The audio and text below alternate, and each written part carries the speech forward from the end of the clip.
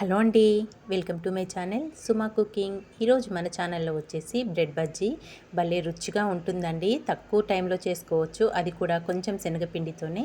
అది ఇప్పుడు ఎలా ప్రిపేర్ చేసుకోవాలో చూద్దాము. దానికోసం ఫస్ట్ ఒక చిన్న కప్పు వరకు శనగపిండిని ఒక బౌల్లోకి వేసేసుకోవాలి. కప్పు శనగపిండికి ఒక 2 టేబుల్ స్పూన్ల వరకు సన్నరవ్వ వేసుకోండి. మనము ఉప్మా చేసుకుంటాం చూడండి, ఆ రవ్వని ఒక 2 టేబుల్ స్పూన్ల వరకు వేసుకోవాలి.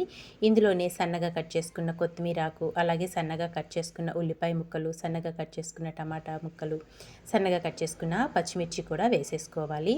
ఒక హాఫ్ టీ స్పూన్ వరకు కారం మీరు తినేదాన్ని బట్టి వేసుకోండి. పిల్లలు తినే లెక్కనైతే కారం అనేది స్కిప్ చేసేయండి. మనం పచ్చిమిర్చి వేసుకున్నాం కదా. ఇందులోనే ఒక పావు టీ స్పూన్ వరకు గరం మసాలా, ఒక పావు టీ స్పూన్ వచ్చేసి పసుపు, ఒక పావు టీ స్పూను అల్లం వెల్లుల్లి పేస్టు వేసేసుకోవాలి. మనం రవ్వ వేసుకొని ఈ బజ్జీలన్నిటివి ప్రిపేర్ చేసుకుంటున్నాం కదండి, భలే క్రిస్పీగా కరకరలాడుతూ చాలా బాగుంటాయి బ్రెడ్ బజ్జీ అనేది. ఇందులోనే ఒక మీడియం సైజ్ ఆలుని పొట్టు తీసేసుకొని ఇలా గ్రేట్ చేసేసుకోవాలండి. గ్రేట్ చేసుకున్న ఆలు తురుముని శుభ్రంగా కడిగేసుకొని ఆ తురుమంతా వేసేసుకోవాలి. ఇందులోకి వచ్చేసి ఇప్పుడు రుచికి సాల్ట్ కూడా వేసేసుకోవాలి. ఇలా వేసేసుకొని ఇదంతా ఒక్కసారి బాగా మిక్స్ చేసేసుకోవాలి. మనం వేసుకున్నాం కదా ఉప్పు, కారం, మసాలా, ఇదంతా చక్కగా పిండి అలాగే ఆలు తురుము ఇదంతా మిక్స్ అయ్యే విధంగా బాగా కలుపుకోవాలి.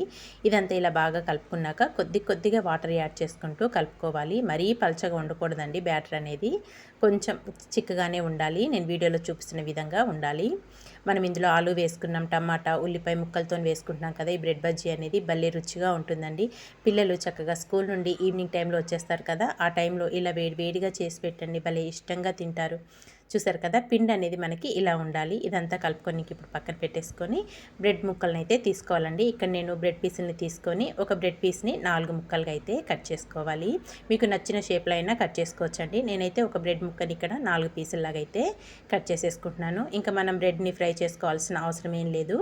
మనం తీసుకున్న ఈ బ్రెడ్ పీసులని ఇలాగే కట్ చేసేసుకోవాలి. అన్నీ ఇలా కట్ చేసుకొని పెట్టేసుకోవాలి.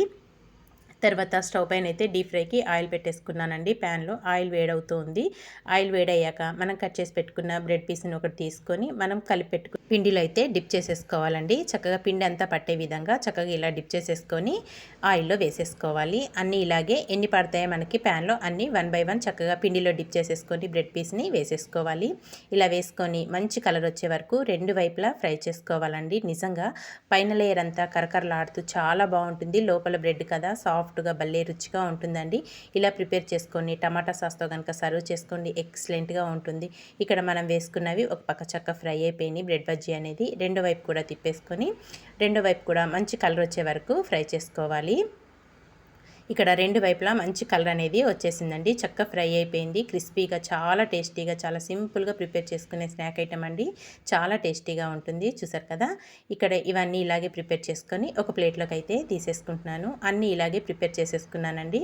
ఇంకా ఒక ప్లేట్లోకి సర్వ్ చేసేసుకొని వేడిగా టమాటా సాస్ అయినా లేదంటే టమాటా కచప్తోనైనా సర్వ్ చేసుకోండి. చాలా అంటే చాలా టేస్టీగా ఉంటాయండి. మరి మీకు నచ్చిందా బ్రెడ్ బజ్జీ అనేది? నచ్చితే మీరు కూడా తప్పకుండా ఒక్కసారి నేను చూపించిన విధంగా ట్రై చేయండి. ట్రై చేసాక ఎలా వచ్చిందో కామెంట్ చేయండి friends. Thank you for watching అండి.